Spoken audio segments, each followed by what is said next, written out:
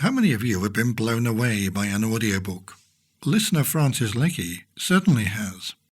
And for a while on those evenings, with the apricot sweets and the smell of night jasmine, Firas on his computer... I came late to audiobooks, but find them invaluable, particularly when the narrator has a beautiful voice and delivery. On those nights, we were still happy. I just finished The Beekeeper of Aleppo read by Art Malik. I don't think I would have made it to the end without his mellow tones to slightly mitigate the grim content. In this special two-part episode of Talking Point, we celebrate a golden anniversary, marking 50 years of accessible literature with Calibre Audio. At a time when I was feeling so isolated and my whole world seemed to be closing in, Calibre Audio were there. We hear from the charity's chief executive, Anthony Kemp. The audiobook provides more than just a book and listening. It provides companionship, education, learning, improvement. And the Dragon Naturally Speaking software. The technology that made the impossible possible. Since embarking on an honours degree journey with the Open University in 2006, I've been harnessing the power of Dragon voice activation technology. Without voice activation, navigating the course would have been an insurmountable challenge for me. I'm Philip Anderson, where today we delve into the magic of reading and being read to, exploring how stories shape our imagination and memory from an early age. So before we start reading the book, can you look at the front cover and tell me the title?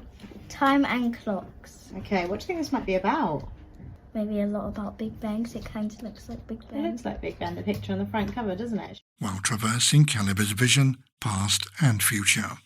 I think my background gave me a strong understanding of not just the challenges to the business and the organisation, but also the value of content and what you can do with content. We produce a lot more podcasts now ourselves with authors and things to go alongside the books. Wow. So, if somebody's reading a book, they can find out a bit more about it from what the author was thinking when they wrote it.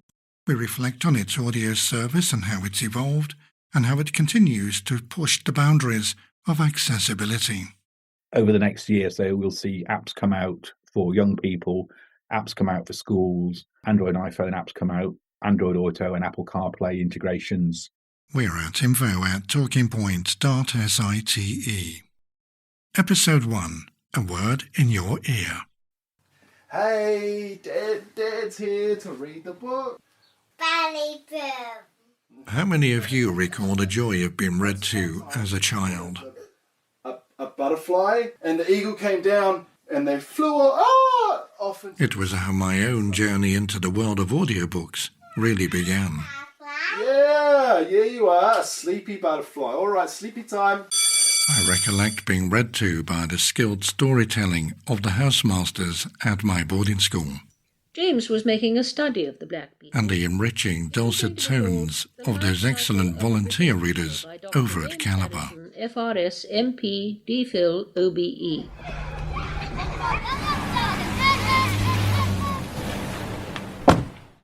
This is a Calibre recording. I vividly remember the anticipation of returning home to see which new and exciting books Calibre had sent. The Secret Garden by Frances Hodgson Burnett. A tradition which started just weeks prior to my 7th birthday in 1976. We don't receive any government funding. We have to generate all our funds ourselves through fundraising. Anthony Kemp. In addition to our appeals and other ways we fundraise, we've just launched a lottery where anybody can buy a ticket for £1, and that pound, 50% of it goes to us and the rest goes towards the prize money. Founded in 1974 by 3 visionary women from North London, Calibre has been a pioneer in making literature accessible. We work in a very similar way to a traditional library in that... And now boasts a library of over 16,000 titles. Royal Mail return the books to us every morning. We tend to which they'd added 901 titles to their collection in 2021 alone. All of those books have to be checked. We check to make sure... And dispatched in excess of 390,000 books to their members around the world. And then the memory stick has to be completely wiped, reformatted, cleaned, so it's ready for a new member. And not surprising, with the winners of the Social Development category in the Innovation Excellence Awards in 2017. They developed an app that has the potential to change people's lives by utilising digital technology to make existing audio program products more accessible to those with sight difficulties. Please welcome Calibre to the platform. And fast forward to 2024, finds the charity celebrating another major milestone. 50 years of Calibre.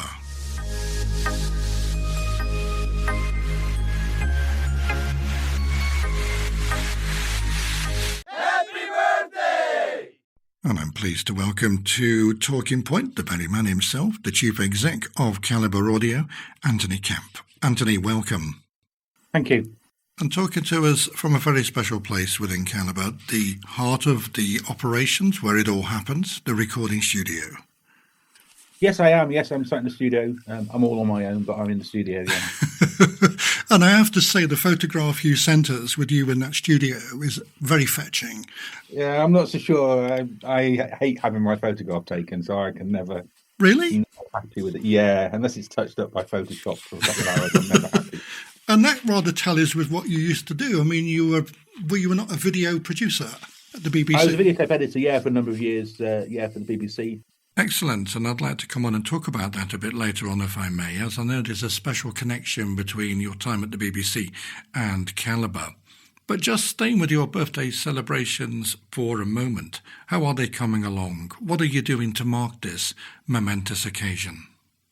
We decided really to make the 50th year a year of sort of celebrating the past and reflecting on where we came from. And to that end, we're planning to publish a small book in the summertime, which will talk about the history of Calibre from 1974, right through to having a writing competition called Inclusive Voices, which we launched last week, to encourage people with a disability or print disability to put pen to paper and to write their first novel with a character that has a print disability as sort of the centre of it.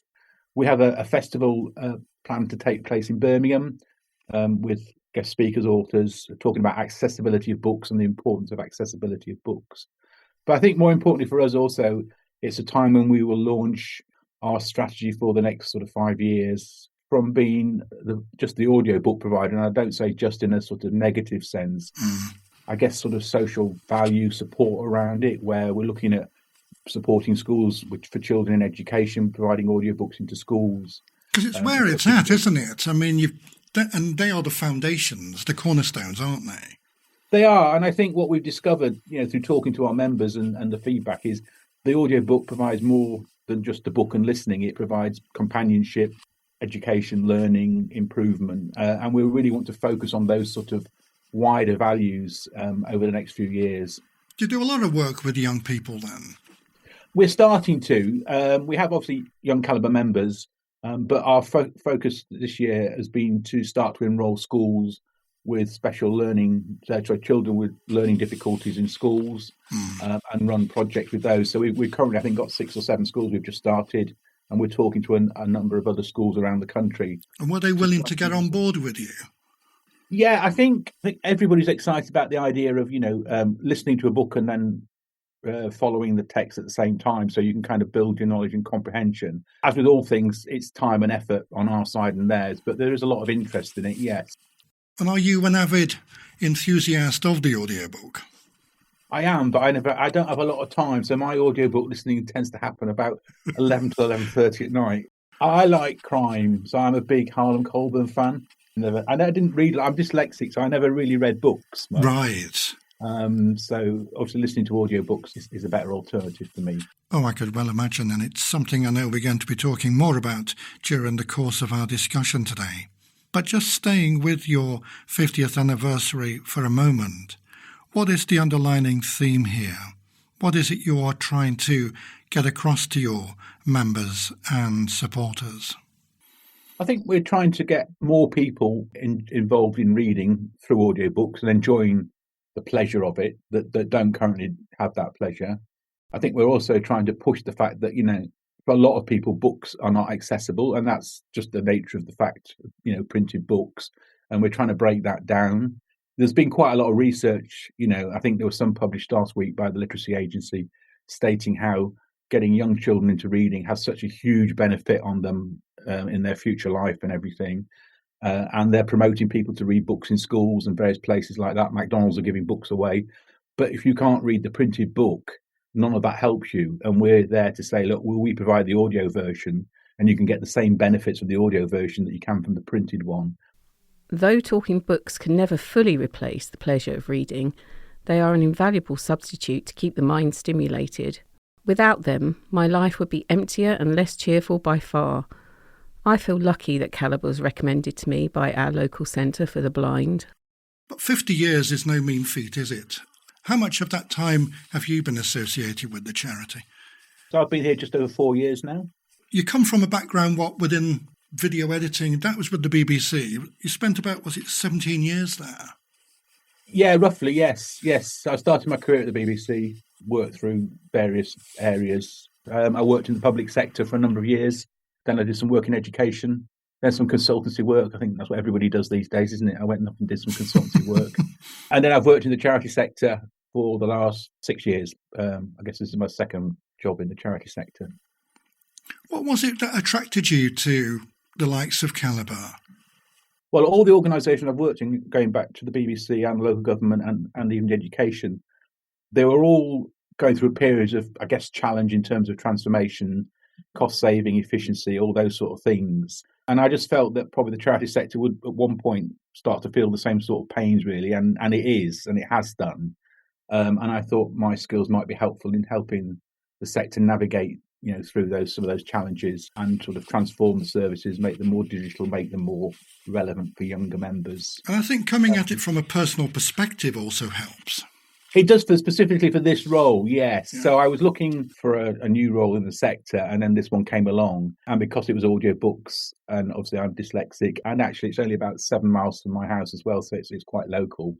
I think I felt a real connection and understanding of it, having come from a background of media, and then also the challenges for people. When I was young at school, people with dyslexia in education, it can be quite challenging. So it gave me quite a strong connection, I think, to what the charity was trying to achieve. But in terms of your own journey there, of just over 4.5 years, it's obviously been quite an emotional time for you. And I suppose a lot of work you're trying to consolidate those 50 years into the 4.5 years you've been there. In reflecting on that, what have been some of the highlights for you? And as we were listening in the introduction, you set up the lottery. I presume that's something that you've introduced. Is that right? Yes, it was, yes. Yeah.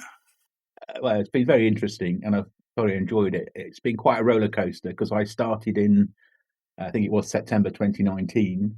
I just sort of got my feet under the table, as they say, and COVID came along and basically closed the world down, of course. The first couple of years were quite strange in some respects because we had periods of working from home, coming back into the office, working from home. I think one thing we are proud of, and the whole team are here, that we didn't close.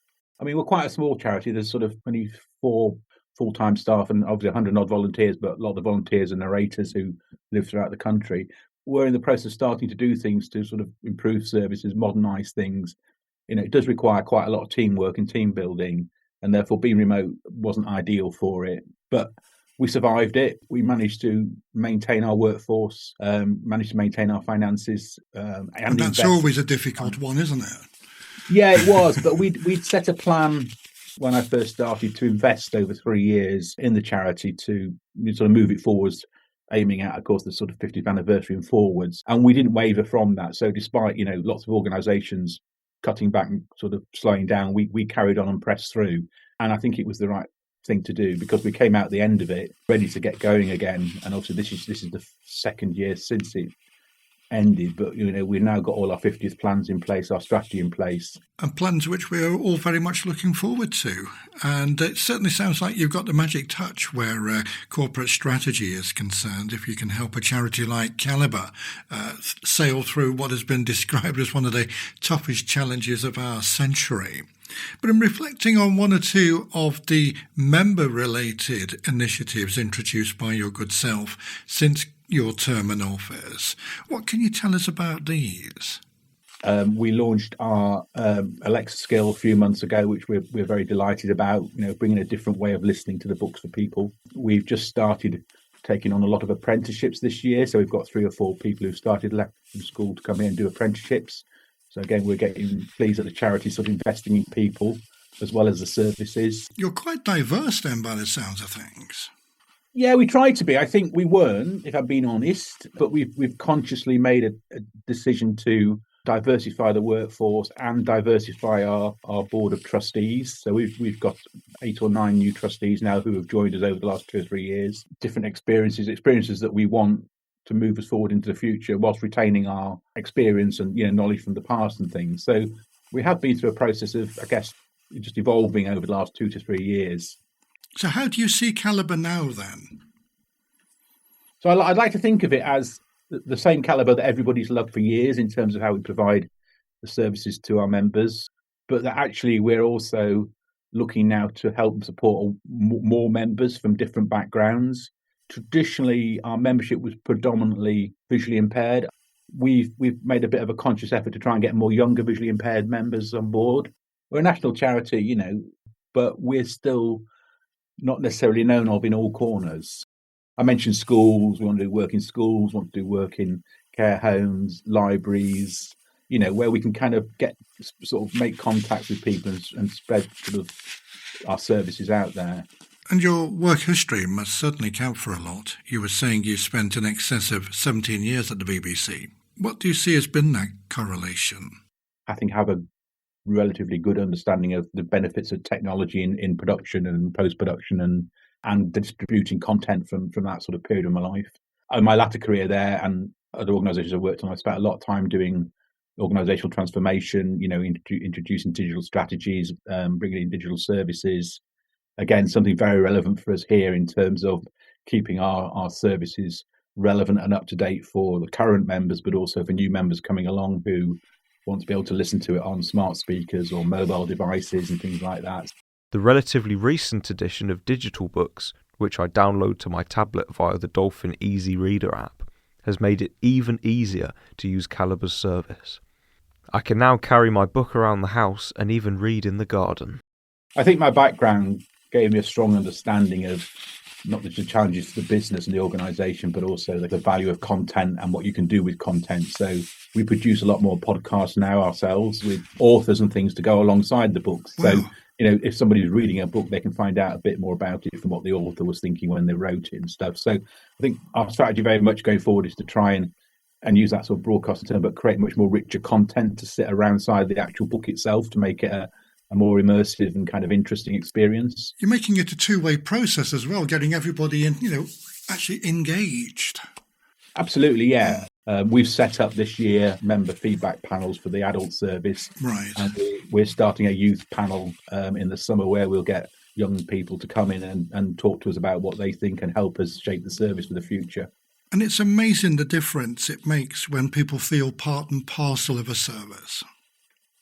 Yeah, and I think it's quite an intimate thing, isn't it? I mean, people's book choices, and what they like to read, it's quite a sort of personal thing. I mean, we run book clubs for various areas and places. And again, people will talk about a lot about their life experiences when they're talking about the book, and they'll relate to things in the book. It does become a very personal experience. And you're getting to know your members better that way as well, aren't you? Absolutely, yeah. And that's vital for us, really, in terms of making sure that we've got the right books and that we're providing the services in the way that they want them. I think the worst thing you could do is sit here and assume that we know best. It can be too prescriptive that way, can't it? If it's done that way. And the RNIB used to do it. They used to decide what we read, where right. I don't think you do. Yeah, no, I think that's not, you've got to let people the choice. Yeah. And that's our aim, is to provide as much choice as possible. We haven't got a book in our collection. We are now a member of the Accessible Book Consortium, which is an international consortium. Yeah. And we can request that from one of the other sort of organisations across the world that may have that book and we don't.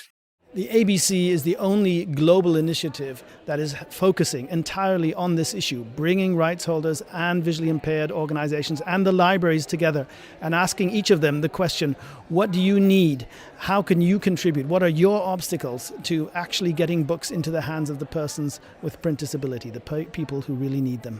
The International Authors Forum is delighted to welcome this development, because what is so important to authors is that they shall be read as widely as possible and their work shall be as accessible to as many people as possible.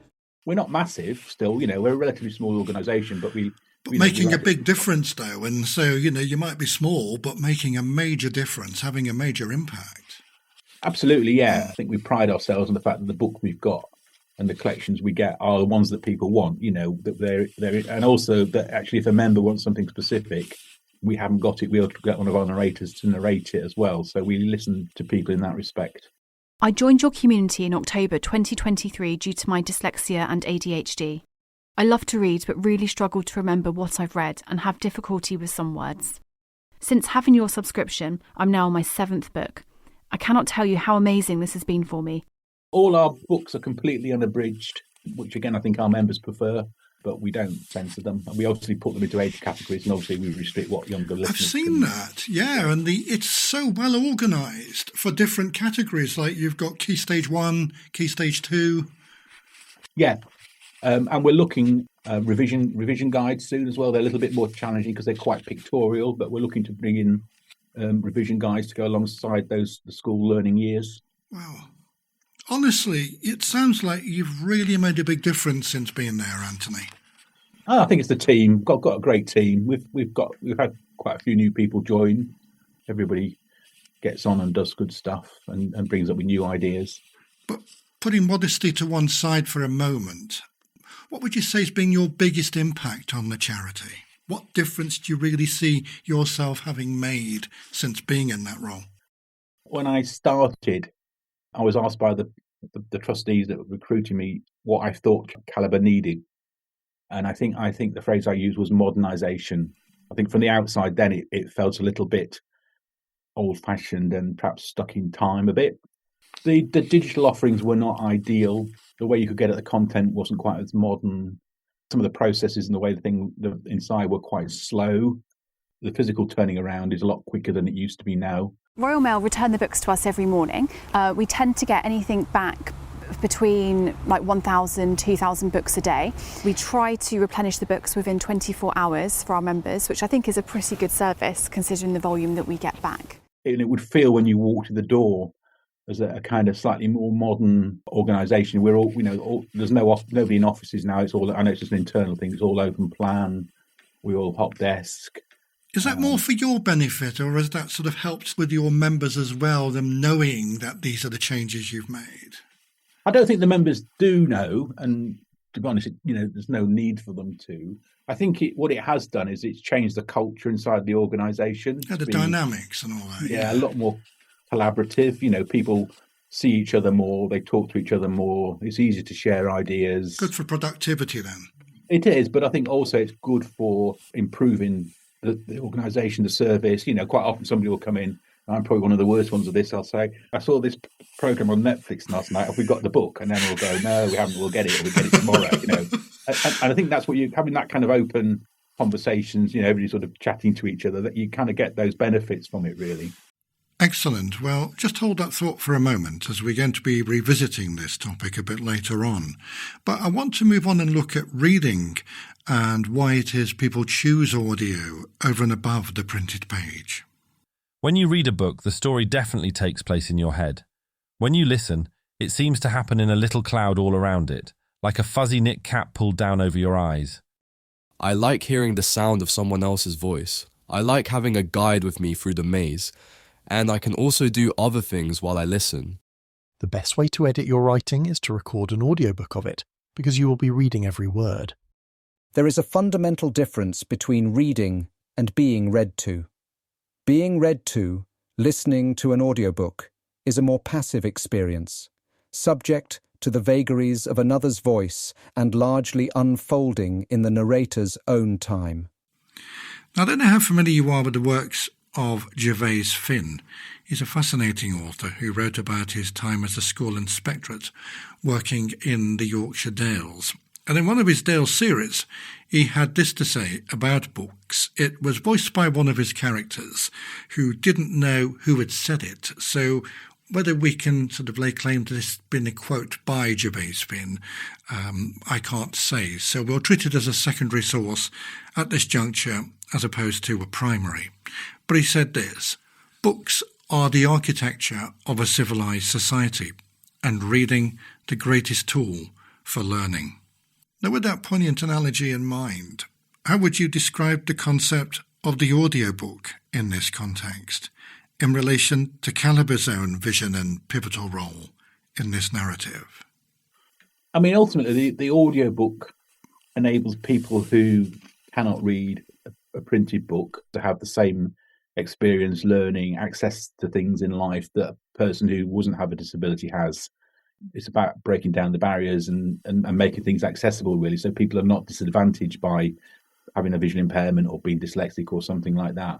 I think give you a quote from one of our trustees who's been a member for a long time, who's visually impaired, and he was saying that it was a life-changing moment for him when he could sit on the bus, I think it was somewhere in Lambeth in London, and listen to a cassette of a book, which he'd never been able to do before, because before that, all the players were huge, heavy things. And when Calibre introduced the cassette library, as it was in 1974, it was the first time actually you could go to work and listen to a book in the same way as another type of a person who's perhaps not visually impaired will sit and read a book on the bus. So I think that's the sort of impact it can have on people. I can concur. When I joined Calibre in 1976, it was that portability for me, given the fact that the books were available on audio cassette. It meant that, you could just play them in any cassette player. And then when the Walkman came online, it was even more personalised, because obviously you could take the books directly into your ears, which for me created a more intimate experience. Wow, fascinating stuff, Anthony. Do stay with us. We will be back with you in a moment. Now, earlier, Anthony was talking about the power of the audiobook not just being a reading aid, but a friend, a companion, a way of bringing together communities. Well, there's also evidence to suggest it's a good memory aid too. In fact, Chirpbooks and Speechify both attest, claiming it's good for comprehension and retention, citing children and adults learning, say, English as a second language, for example. And it's something, too, to which I can attest, given my own extensive research into this topic for a blog article I'm writing presently on visualizing radio, in which I've been looking at the way the brain processes information, particularly when engaged in tasks like reading, watching and listening, an experiment which I'm pleased to say audio came out tops. It's an experiment you too can carry out at home. All you have to do is pick out your favourite scene in a book and then check to see if it's available in video and audio form. The aim of the exercise is to participate in the activities separately, so you'll need to read, watch and listen, and then test yourself afterwards to see how much you remembered and understood. I'd be interested in hearing your findings if you're willing to share them with us. We're at info@talkingpoint.site. And my article, Visualizing Radio, will be available in the coming weeks on my Inclusion Today blog, accessed via the philip-anderson.co.uk website. Now, I would like to introduce you to Martin Rhodes at this point, who is in the studio with me today.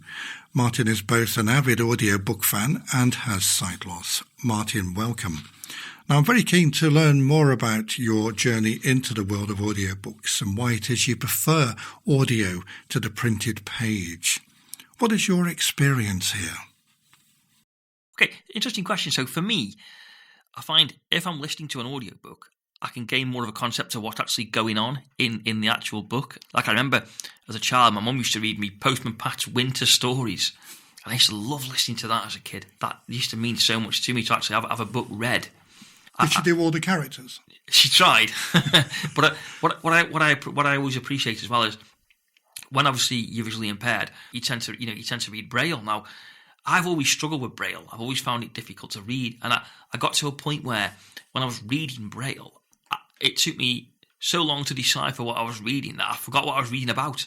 Because you were getting hung up on the mechanics? Yes, yeah. Basically, yeah. And it was quite difficult. So I was never that academic. I was one of these people I never enjoyed school. Well, that's interesting. You didn't like school, but you liked books. Yes, it is. And I think it is odd. But I think I've started to get into books more in later life, really. And it's improved my academia. It's improved my vocabulary range. And that's why I enjoy books as much as I do, really. The audiobook for me has been a real learning curve, and it has enriched my life in many ways. And is that same for you, Anthony? Because you were saying earlier about being dyslexic, and obviously the audiobook has many benefits for you. I'd like to tell us a little bit more about your experience. Ever since a kid, I mean, I've never enjoyed reading. Obviously, you did it at school because you had to. And I think it was only when I was, 11 or 12 that I was sort of diagnosed with dyslexia. And it sort of makes sense then, really. I didn't have a particularly phenomenal academic achievement, got me a job. But yeah, I'm not a scholar by any stretch of the imagination. I was accused of daydreaming, which is a classic for children with learning difficulties or dyslexia. It was one of my teachers, actually, my chemistry teacher, who spotted it and asked me the question, "Are you dyslexic?"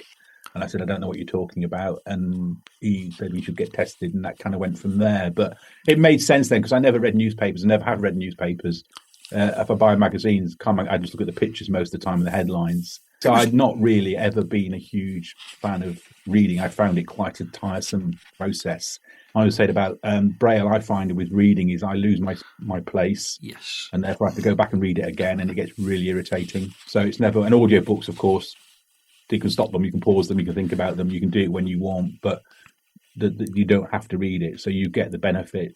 It's interesting because one of the things I like to do as well when I'm reading is if I come across a word I don't understand, a piece of vocabulary, I can pause the book, I can Google it, I can find out what it's going. Oh, okay, that's what it means. Yeah. Because I was never really that academic and I never enjoyed school so much, I read now more in later life because I'm reading on my terms, at my pace. Quite often people listen to an audiobook when they're doing something else. So you can't read a book and cut the grass, if you know what I mean, a physical book, or you can't read a book and paint a bedroom. But actually, you can listen to an audiobook and you can do lots of different things. Touching on how you mentioned that you like to read later at night, I would also associate reading with winding down. So, for example, rather like someone might sit down and watch Netflix, I'll quite happily sit down and read a book, and I will literally sit down and listen to a book.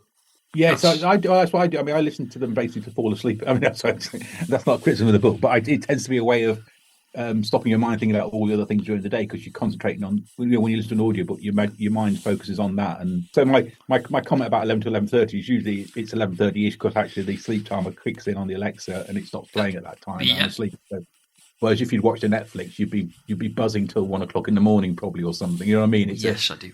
It's a different stimulation, isn't it? I mean, screen stimulation is not great for sleep, I think, is the proven evidence. Yeah, absolutely. I've emptied my bedroom of all of its gadgets and the space age, Yes, a separate room is good. I guess that's also the same with kids. I mean, a lot of parents will read a story to the children at bedtime and then you fall asleep. It was kind of part of the ritual of falling asleep was you'd have a bedtime story, wouldn't you? You need to fall asleep. Did that bring back memories then when I was playing that in the introduction of the father going in and reading to his child? It's yeah. I mean, my parents always read stories, and I think the beauty of audiobooks, of course, nowadays is for parents who perhaps themselves have got either visual impairment or reading difficulty and aren't comfortable or struggle to read to their children. The audiobook can do that for them. And in my case, that was crucial because my mother was unable to read to me owing to 1 or 2 cognitive challenges. She was born with paralysis. She happened to be paralysed down one side, and it meant that reading a bedtime story wasn't an option. So the audiobooks from Calibre, when I was growing up, were absolutely imperative. They played an important part in my own development and compensated for where my mother was unable to fill the gap. And the one thing I really enjoyed about all those books from Calibre were the in-house recordings, simply for their ambience, really. I was picking up on all the interesting household sounds because a lot of the books were recorded in-house, in the homes, physically. And, you occasionally heard the ticking clock or a cat meowing or, cars traversing over the road.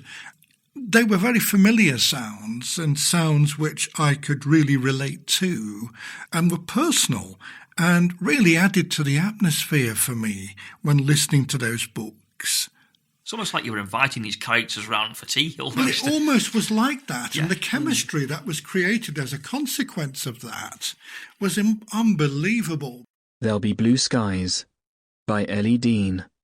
Read by Annie Aldington. Does the narrator make a difference for you, Martin, when it comes to a book? I mean... Yes, absolutely. I think they say a narrator can either make or break a good audio book. I mean, does it come into play when you are picking a book that, if it's read by a certain narrator, I'm not going to read it? Yes, it does. And I quite like a lot of the Annie Aldington books, the Annie Aldington narrated books.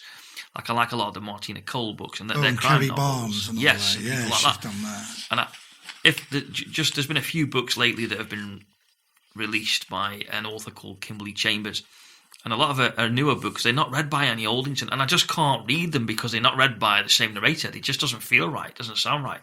Now, she's very good at doing the different voices, but she does it well. Some of them do it well. I'm a big fan of the Morse series on television, and also the Colin Dexter books that go with it. I can't listen to them on audio, no matter how well they're done, because it's not John Thor and it's not Kevin Whately. And for me, that is Morse. You know what I mean? It's been so ingrained in my mind. Yes, I can't cope with it. It's interesting. But what I will say is I'm definitely more of a narrative kind of guy than a sound effects. Not into books with sound effects. I just like straight narration. Oh, absolutely. And it's a bit of a make or break situation for me. Get the wrong narrator and I can end up giving up on a book well before I would have done had it been read by the right narrator. And also the complexities of books. I mean, take, for example, the book The Choir by Joanna Trollope, an exceedingly fascinating story with multiple scene changes. And if you're not careful, you can find yourself getting lost very easily. But because it was in the hands of a talented narrator, I stayed the course and really enjoyed the book because I ended up finishing it. And I know I just wouldn't have done had it been read by somebody else. I remember as a child reading the Just William books. Oh, yeah.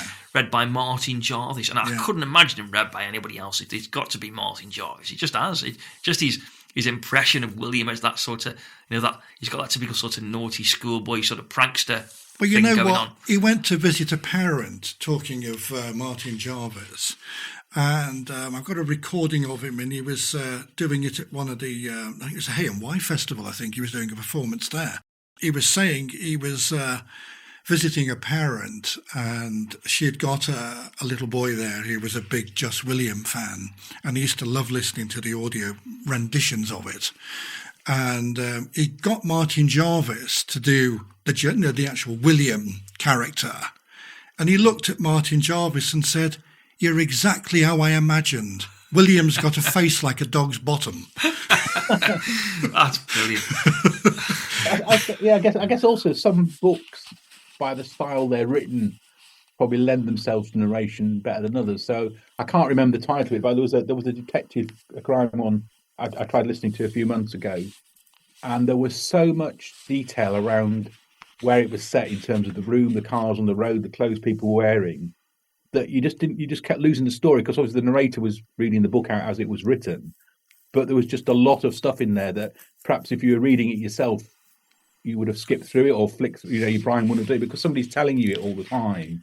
Literally every time somebody came in this shop, you say the doorbell rang, and a person with a woolly sheepskin cape walked in with grey long hair and all that. I'm thinking, I just want to get on with the story. So I guess sometimes it depends how the books are written, how well they lend themselves to being narrated.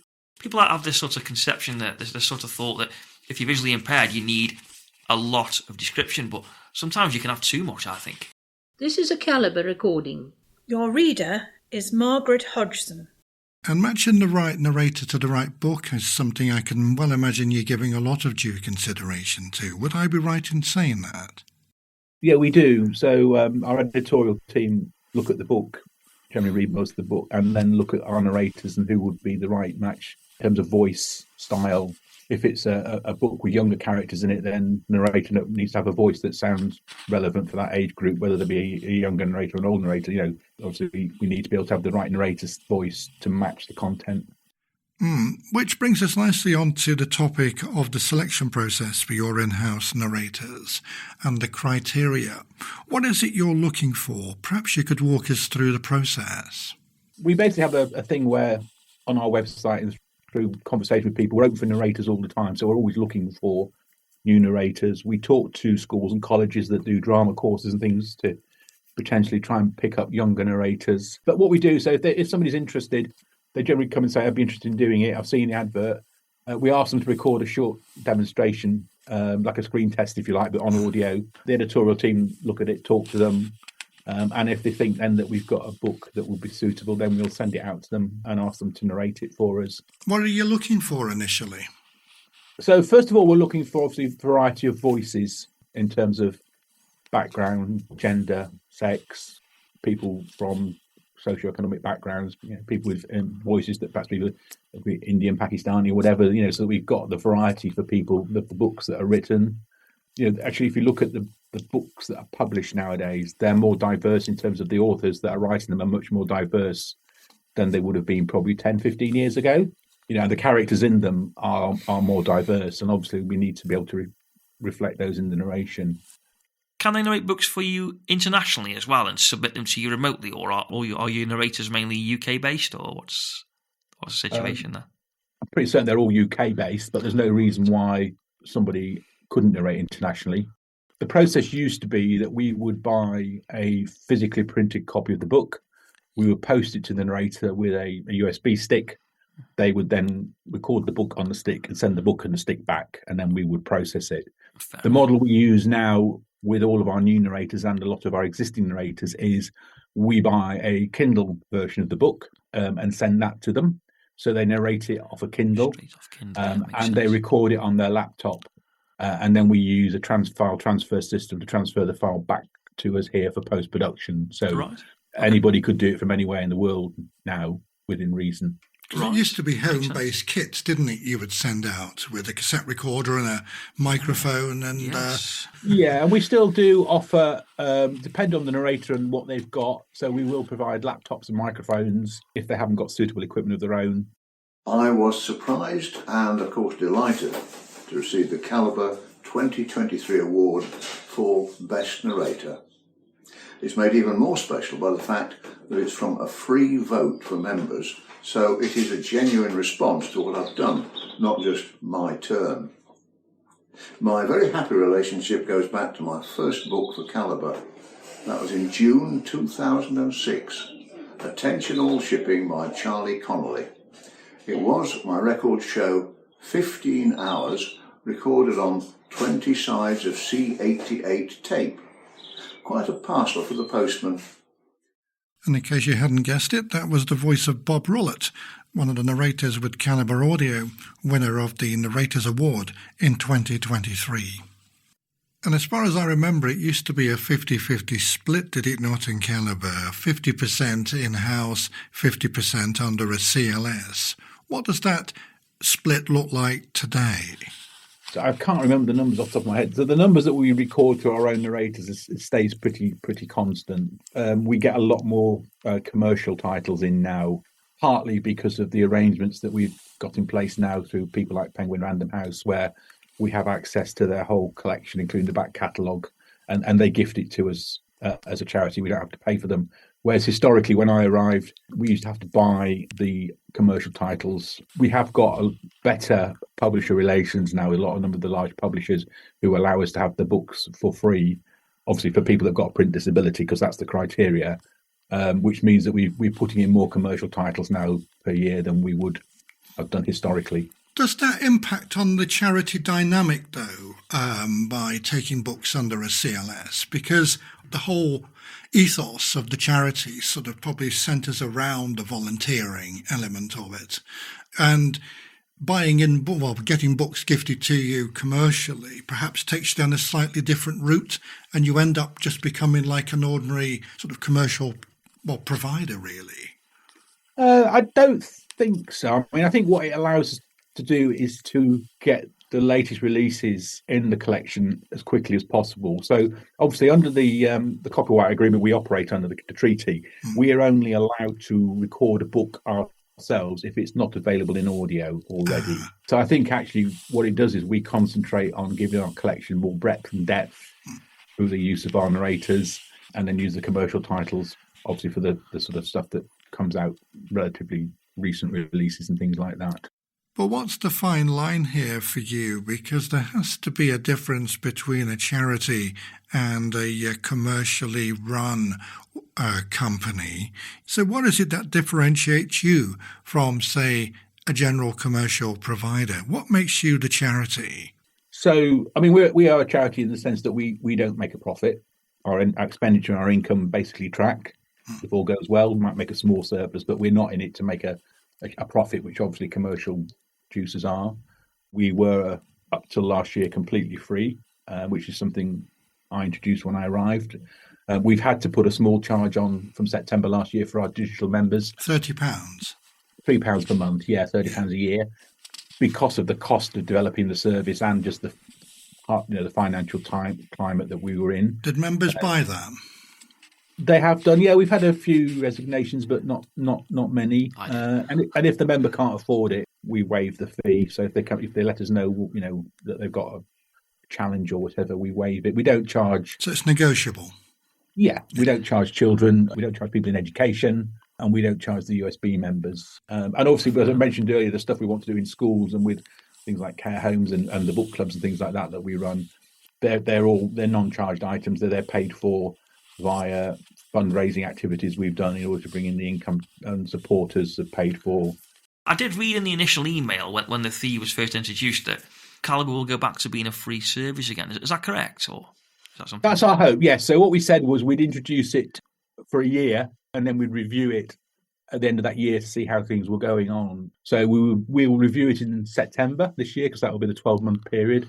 So where does the majority of that income come from for you then?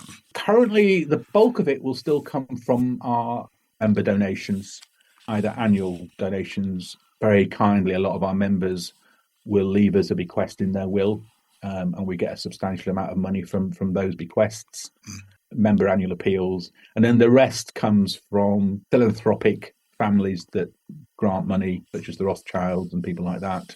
And then we bring in some commercial income from renting out space in our building that we don't use anymore. I love this creative thinking. Wow.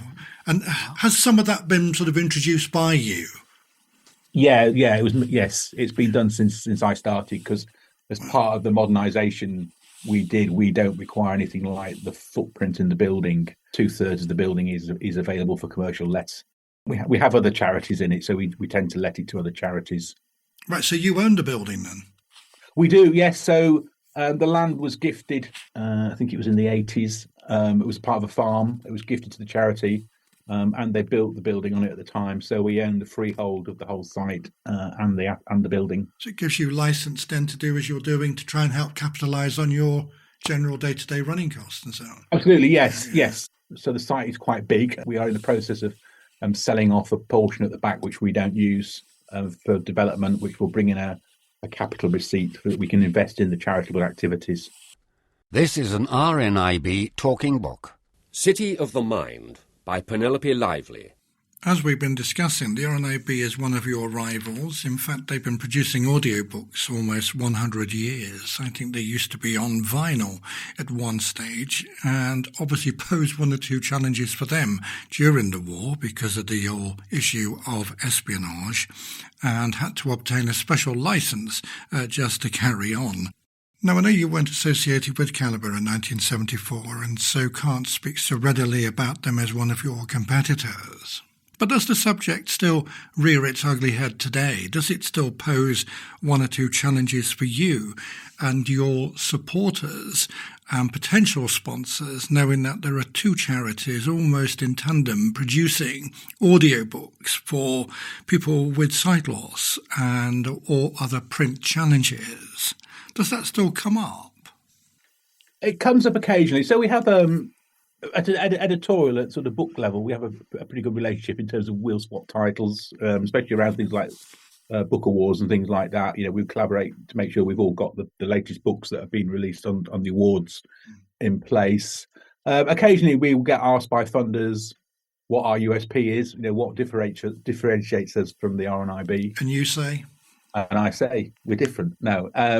I think that the key thing is that this is all we do. So our core service, our core proposition is to provide audiobooks to people with a print disability. Well, the RNIB do, Well, they don't, do they? Because, they provide all sorts of services to the blind. So their talking books is a small subsection, really, of the larger RNIB. We are more in tune with our members. We have a closer relationship with our members through our call centre and our membership services. Did the question of an acquisition ever come up, or the chance for you to collaborate in some way with the RNIB? I mean, what are your thoughts around that? No, I think outsourcing, they can outsource it to us.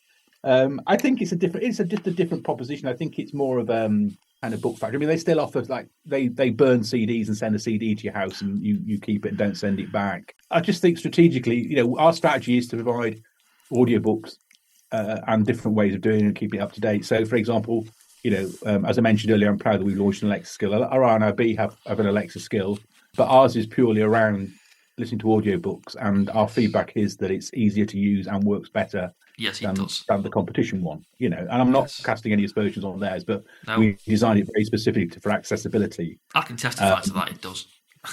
We like to build a relationship with our members in terms of book recommendations, what new books are coming out. We're doing more podcast interviews with authors. So, for us, it's all about books and content and stories and getting people involved in the stories. We've had our own book awards. Yes. We've got our competitions coming along. So I think it's a different, yes, they've been doing it for a long time. Interestingly enough, we were the first ones to make it accessible because of the cassettes launched in 1974, truly accessible.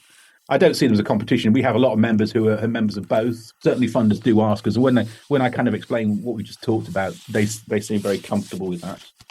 Will the library eventually be available from the skill? Because obviously at the moment, when you open the Calibre skill, you've actually got to go to the My Calibre player and add the books manually from your your Windows machine or your phone or whatever. Yeah, so you're right. Is that your eventual aim? You can't, and that was a deliberate decision to keep it very simple, to get it working. So we are looking at it, and there will be various releases of updated versions, throughout the sort of this year and next. Yeah, absolutely. I think what we probably won't do is to do a full library search, because it will make it quite complicated in terms of it'll just spew loads of information. It'll just keep talking to you lots of the time. Yes. So I think the next phase will be you'll be able to request a book from it if you know the name of the book or the author. I think that's the next stage. And we're very much also conscious that some of our members, they'll ring up and say, can you send me a book by this author or something, to our member services. So we'll have the facility so member services can put books into the collection for the person if they don't like using the PC or the laptop, if they just want to listen. I have one observation regarding the Calibre Audio service when using it through Dolphin Easy Reader.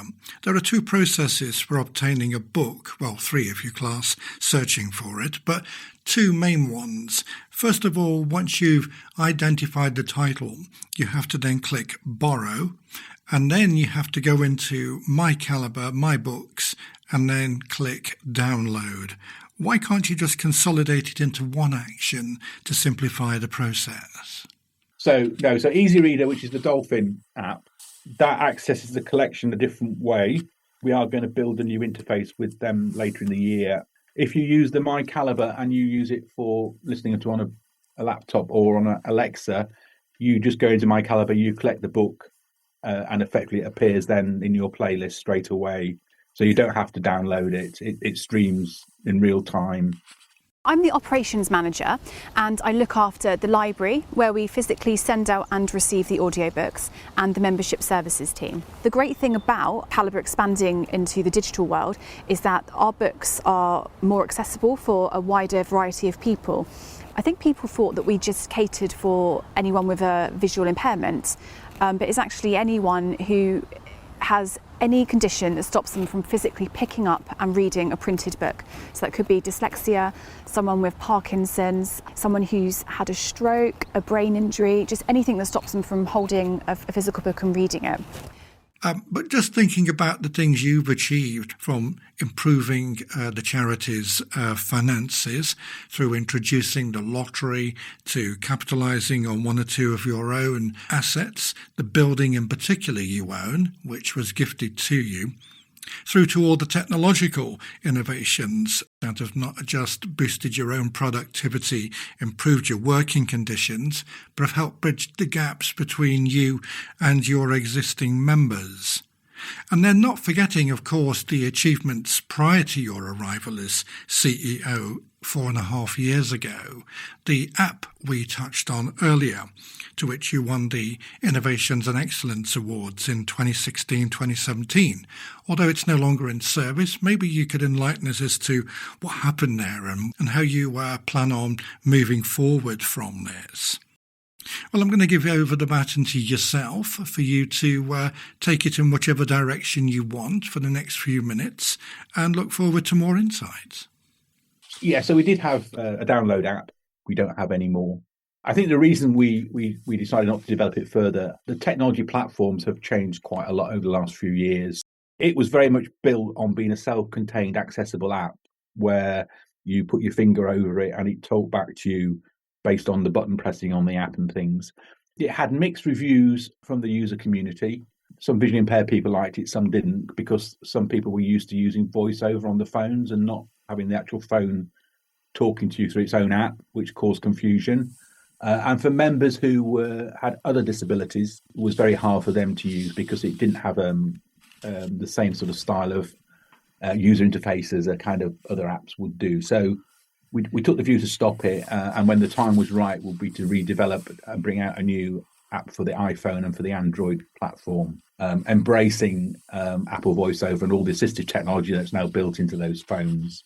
Our strategy has been on the technology was to basically commoditize as much as we can. So 4 years ago, everything was on servers and boxes and things in this building. Everything is now cloud-based. Everything is on well-known companies' servers, cloud servers. We use all commodity off-the-shelf cloud software. And our plan was then to make things available on consumer products the way that you would access any other product. So we had to rebuild all the infrastructure, the databases, everything behind Calibre in order to do this. And the Alexa skill is the first effectively product or service to be launched out on that platform. Over the next year, so we'll see apps come out for young people, apps come out for schools, Android and iPhone apps come out, Android Auto and Apple CarPlay integrations. So very much basically integrating Calibre into the things that people use every day rather than having specific dedicated applications that are more complex. Do you have your own in-house team responsible for that, or are you outsourcing? No, it's in-house now. We did have some bits outsourced, but we've grown our own in-house team. We've got 3 now. But that must be a full-time job for them. It is, because we throw more things at them than they can possibly do. And I could probably employ another 5 developers if we had the funding. But all of our line of business, front end, all the stuff that's for the members is developed and supported in-house. Wow, what an amazing record of achievement you've just outlined for us there. So much accomplished in such a short space of time. 4.5 years you've been associated with Calibre, and that record of achievement we've just touched on really does speak volumes. I think we can safely say Calibre is in safe hands. The future's looking bright, which means we can look forward to the next 50 years with confidence. So very well done, with our hearty congratulations. Thank you. Well, as mentioned, Anthony, we have reached the halfway mark in your journey. 2024, your anniversary year, 50 years of Calibre, and much to look forward to. So how do people get involved with your 50th anniversary celebrations? How can they mark this momentous occasion with you? I suggest the easy way is to look at our website where there's a dedicated 50th page. Follow us on Instagram and look at our socials where we'll be posting activities. First activity is the Inclusive Voices, which is a competition for people to write their own book, which we will record, publish, and have awards for. The prize is to get your book recorded and published. You get invited to come to the Birmingham Festival, our literacy festival in Birmingham in the summer, where you'll be presented with the award. There's a prize of an Alexa device as well. And then during the summer, also, we're running what we're calling the 55.0 challenge, where we're going to encourage all members, supporters, staff, anybody who knows us, to do something with the number 5 or 50 in to raise funds for us. And there'll be supporter packs and information coming out on the website and Instagram. Oh, well, we'll have to think about this one, Martin, get our heads together on this. Absolutely. We can put some of our own suggestions forward, if you're open to suggestions, that is. Yeah, by the absolutely. way. Yeah, Definitely. yeah. So that's our big sort of cross-summer Ideally, my view was that we hope we may get schools doing sports days that are sponsoring us and things like that, and get lots of stuff. There'll be T-shirts and badges and... Oh, awesome. Yeah, brilliant. Well, can we just wish you, on behalf of all of us here at Talking Point, a very happy birthday. Happy birthday. I was in conversation with Anthony Kemp, Chief Exec of Calibre Audio, and my studio guest today, Martin Rhodes. And further information on Calibre Audio and its 50th anniversary celebrations can be found at calibreaudio.org.uk. Join us for part 2 when we'll be looking at the technology that made the impossible possible. I'm Philip Anderson, and this has been Talking Point, creating meaningful conversations that challenge the status quo. Find us on the web at talkingpoint.site. For all podcast inquiries, including guest appearances, we're at info@talkingpoint.site. In the meantime, whatever it is you're doing, do it safely, and don't forget to subscribe and recommend a friend. It does help others to find us. Thank you for listening. Until next time, bye-bye.